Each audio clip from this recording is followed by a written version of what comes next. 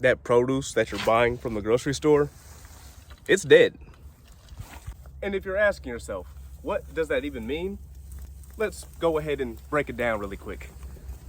It takes about 3 to 5 days for your produce to get to the grocery store from the time that it's picked. Then it sits in storage there for about 3 to 7 days. Then it sits on the shelves for about 1 to 3 days. And after that, you take it to the crib, put it in your fridge, throw it on the countertop, put it in the cabinet or something, and it sit there for about another 3 to 7 days. And I don't know if you did any math on that, but that's about 16-day-old food on average. And you still might be sitting there like, so? The second that your fruit or vegetable is picked, it immediately starts the decomposition process. Fruits and vegetables may lose between 30 to 80% of their vitamin C within 6 days of being picked, half of their B vitamins, half of their carotenoids. Let's go on and on and on. They dying. Now, to compound that issue even farther, combine it with the fact that almost all your produce is grown in poorly managed and extremely nutrient depleted soils. It already has minimal nutrients to begin with. So how do we access the most nutrient-dense food on the planet? We grow it ourselves. And if that task seems a little bit too daunting to you, come on, I'm gonna show you, it ain't as hard as you think it is. Now, to grow the highest quality food, we must have the highest quality soil. There's no exception, there's no getting around this. So how do we get the highest quality soil? Well, we find it in nature, right? In the woods, or grasslands and pastures where the soil has been undisturbed. And the soil there gets so healthy is because organic matter is there that feeds it, protects it, and maintains it. Whether that be leaves or grasses or woody debris or any combination of those things, the soil has some type of organic matter covering on top of it. And you see how year after year, decade after decade, century after century, millennia after millennia, no one ever has to go out to those areas and water and fertilize or do any of those things. The Creator is not stupid. He's not stupid at all. All we have to do is follow those rules of nature that He established, and we can have the same thing in our garden. All you need to do is find whatever organic material is readily available near you. Leaves or hay or compost or straw or wood chips or any combination of those things. Any organic material. Now, all of those things have their own pros and cons, which, I can go down and break down in a separate video. But they're all good, they'll all work. I'm blessed enough to have access to all of those things, so I use them all in different ways and combinations and capacities to achieve and accomplish different things. But to keep it simple, the same basic fundamentals apply to each one when you're establishing them and laying them down. So let's get into that. So after you decide on your organic material, you want to access some type of cardboard or contractor's paper. You're going to use these to smother out the existing weeds and grasses that are on your lawn or wherever you're establishing your garden at. And then you're going to lay your organic material on top of those things. Now, there are pros and cons to cardboard and contractor's paper. Cardboard can be tedious because when you get it, obviously it has a lot of tapes and labels and all type of stuff on there that you don't want in your garden. So you're going to have to peel those off and get rid of all those before you start laying it down. You also don't want the cardboard that has like glossy or waxy type finishes. You know what I'm talking about. But after you avoid those type of cardboards or you get the tape and labels and all that pulled off, it's very straightforward in how you lay it down. Hello. She's here. He just had a standoff with a stray cat. Anyway, you just lay them down and you overlap them as you're going so that no weeds or grasses can poke up through those cracks.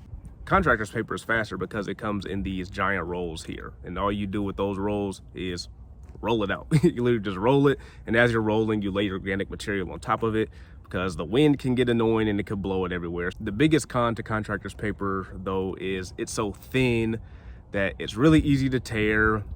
Some more pervasive weeds can just grow straight up through it.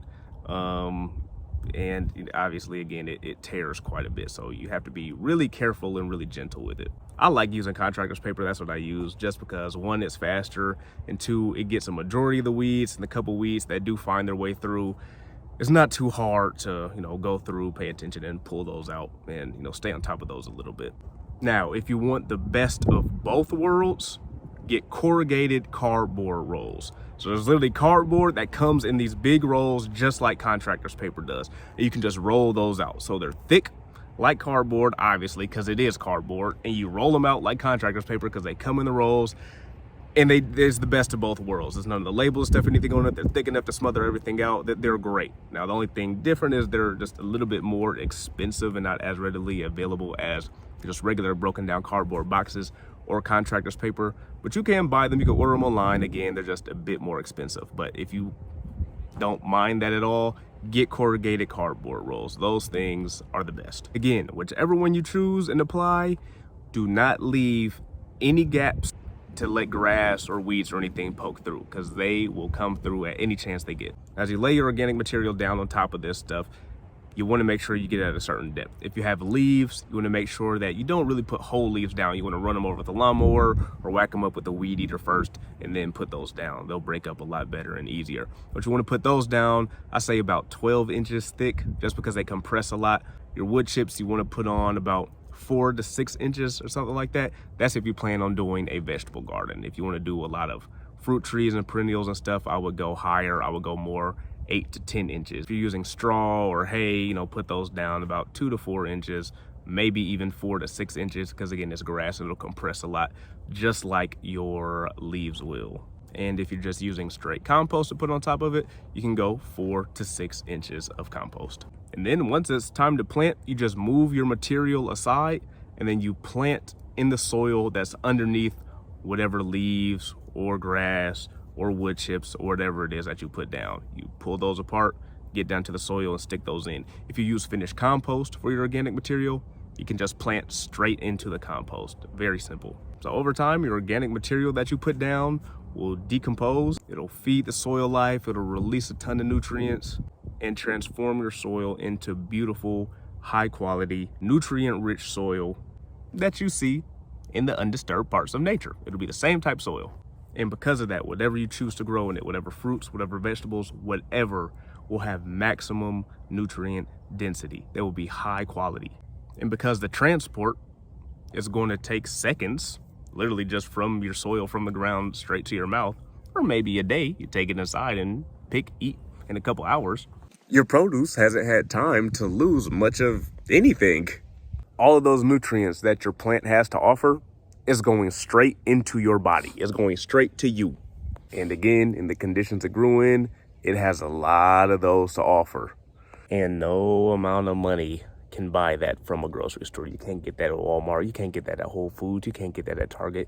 You can't get that at your local, hello. You can't get that at your local health food store. You're just gonna put your butt right in my face. You can only get that by growing it yourselves. And if for whatever reason you can't grow it yourself, find somebody close to you that does. I'm sure there's somebody.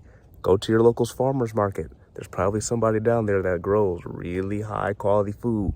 Support your local farmers. Hope the video was helpful to many of you guys. If you learned something or if you just liked the video, go ahead and like the video. Like, comment, subscribe, do whatever. Let me know whatever else you may want me to cover in the future. I got plenty more of other stuff like this coming. You know, I'm a gardening channel, so I got plenty more info ready to go for y'all. Until next time, I'll see y'all. Thank y'all. Appreciate y'all.